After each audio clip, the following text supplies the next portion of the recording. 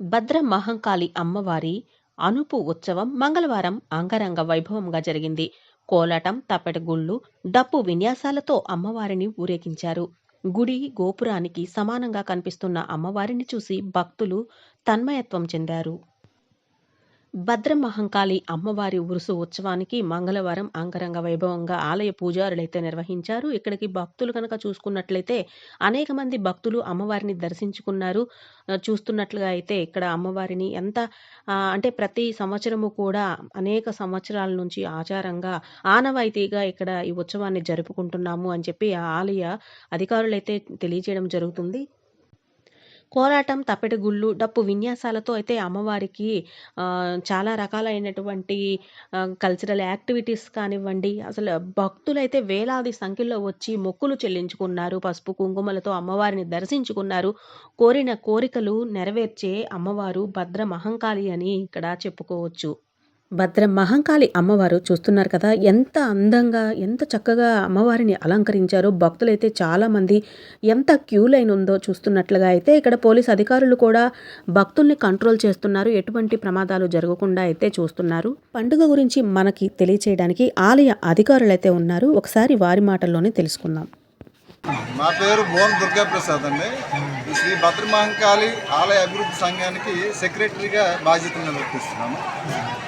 ఏదైతే శ్రీ భద్రమహంకాళి ఇప్పుడు ఈరోజు అమ్మవారి పండుగ జరుపుకుంటున్నామో, గత 11 సంవత్సరాల తర్వాత పండుగ జరుపుకుంటున్నాము. గత సంవత్సరం అమ్మవారిని నవంబర్ 21, 22, 23లో ప్రతిష్టా కార్యక్రమాలు జరిగాయి. అత్యద్భుతంగా ఆలయ నిర్మాణం సుమారు 1 రూపాయలతోటి నిర్మాణం చేసుకున్నాము. గిరిశపురంలోనే దాతలే కాకుండా చుట్టుపక్కల అందరూ కూడా దాతలు సహకరించడం వల్ల ఈ అద్భుతమైన దేవాలయాన్ని నిర్మించారు. అయితే అమ్మవారి పండుగ జరిపి 11 సంవత్సరాలు జరుగుతుంది. అమ్మవారి ఆలయ నిర్మాణం ఈ మధ్యన జరుగుతుంది. ఆర్థికంగా కాస్త ఏమైనా ఇబ్బంది పడతామా, చేద్దామా వద్దా అని ఆలోచించినప్పటికీ కూడా ఉత్సవ కమిటీ సభ్యులు అందరూ కూడా అమ్మవారి పండుగ నిర్వహించుకున్నాము అని అనడంతో ఎంత ఉత్సాహంతో కమిటీ కూడా ముందుకు వచ్చి అమ్మవారి పండుగ ఈరోజు జరుపుకుంటున్నాము. ఈరోజు అనుపు పండుగ జరుపుకుంటున్నాం. ఈ కోలాహలం అంతా కూడా అనుపు పండుగ యొక్క దృశ్యాలే ఈ కమిటీ. అయితే అమ్మవారి యొక్క చరిత్ర గురించి కొంచెం మనం తెలియాలి అనుకుంటే, అమ్మవారు 150 సంవత్సరాల క్రిందట ఏదైతే ఇప్పుడు పూజారులుగా మనకి వ్యవహరిస్తున్నారో కుమ్మరులు, ఆ కుమ్మరులకి కుండ రూపంలో అమ్మవారు ఇప్పుడు ఏదైతే చదురు దగ్గర ఆ ఘటాలు ఉన్నాయో ఆ ఘటాల వద్ద ఆ అమ్మవారు కుండ రూపంలో దొరికింది. అప్పటి నుంచి కుమ్మరులు ఆ యొక్క కుండనే ఆ అమ్మవారి ప్రతిరూపంగా పూజిస్తూ రావడం జరిగింది. దాన్ని నమ్ముకోవడము, అందరికీ కుమ్మలకు మంచి జరగడము, కానీ కాలక్రమంలో చుట్టుపక్కల ఉన్న మన గ్రామస్తులు కూడా దీన్ని ఈసిపురం గ్రామము అని అంటాం. ఇప్పుడు శ్రీకాకుళం పట్టణ రూపాంతరం చెందింది. కానీ 100-150 సంవత్సరాల కిందట ఇది ఈసిపురం గ్రామంగా వెలిసింది. ఇందులో సుమారు ఒక 20-23 వీధులు ఉండేవి. ఇప్పుడు కూడా ప్రస్తుతం 23 వీధులు ఉన్నాయి. ఆ కాలక్రమంలో ఆ గ్రామస్తులతో పాటు చుట్టుపక్కల ఉన్న కొన్ని కులాలు, ముఖ్యమైన కులాలు కూడా కుమ్మరులు పూజించడమే కాకుండా ఆ యొక్క ముఖ్యమైన కులాలు కూడా శ్రీ భద్రమహంకాళి పూజించడము, మంచి జరుగుతూ ఉండడము. ఆ అమ్మవారికి ఆ రోజుల్లో చిన్న గడ్డిల్లు లాంటిది కట్టడం జరిగింది. అలా రూపాంతరం చెందుతూ ఒక 1970 సంవత్సరం 70-80 సంవత్సరం వచ్చేసరికి ఒక చిన్న ఇల్లులా తయారు చేయడము, అందులో అమ్మవారు పూజలు అందుకుంటూ ఉండేది. ఇన్ని వ్యయ ప్రయాసాలు కోర్చి అమ్మవారిని సహజంగా ప్రతి 5 సంవత్సరాలకి పండుగ చేసుకోవడం, పెద్ద పండుగ చేసుకోవడం అనేది ఆనవాయితీ. కానీ కొన్ని 11 సంవత్సరాలుగా ఆ ఆనవాయితీ తప్పి కొంచెము లేట్ అయ్యింది.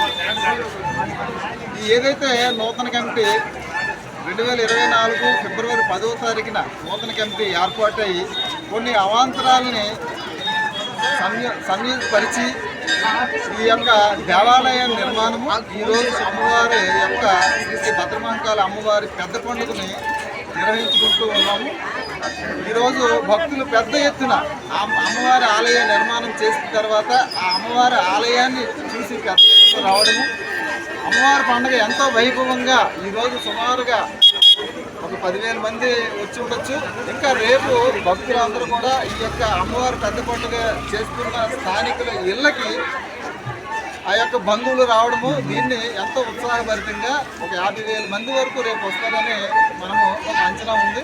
ఈ అమ్మవారి పండుగని జరుపుకుంటూ పోలీసు వారు కూడా ఎంతో మనకి ప్రోత్సహించి వాళ్ళ యొక్క సహాయ సహకారాలతో ఈరోజు ఇంత సజావుగా ఈరోజు కార్యక్రమం జరుగుతూ ఉందంటే వారి యొక్క అంటే ఊరేగింపు అంటారు కదా, ఏంటి ఘటాలు ఊరేగిస్తారా ఏంటి ప్రతిమ? అమ్మవారు ఊరేగింపు అంటే ఏదైతే మన కళ్ళ ముందు ఆ పెద్ద తల అనే భాగము ఉందో దానికి శరీరాన్ని పెట్టి సుమారు 18 అడుగుల ఎత్తు అమ్మవారిని ఊరేగింపుగా తీసుకెళ్ళి ఈరోజు అమ్మవారి యొక్క దేవాలయం వద్ద ప్రారంభమై ఇటుపక్క కామరాజమ్మ వీధి, మడ్డి వీధి, రెల్ల వీధి, పడ్డా వీధి, దంగల వీధి అలాంటి వీధులు, అలాగే ఈరోజు రైతు బజార్ రోడ్డు, గార వీధి, చాకల వీధి, వరంకుశ్వర కాలనీ, నాగాసం వీధి, అలాగే అటుపక్క వచ్చేసరికి సానా వీధి, రొట్టి వీధి, ఇలా ఇంచుమించుగా 18-20 వీధులు కూడా అమ్మవారు ప్రయాణించి మళ్ళీ వేకువజామున సుమారు రేపు ఉదయం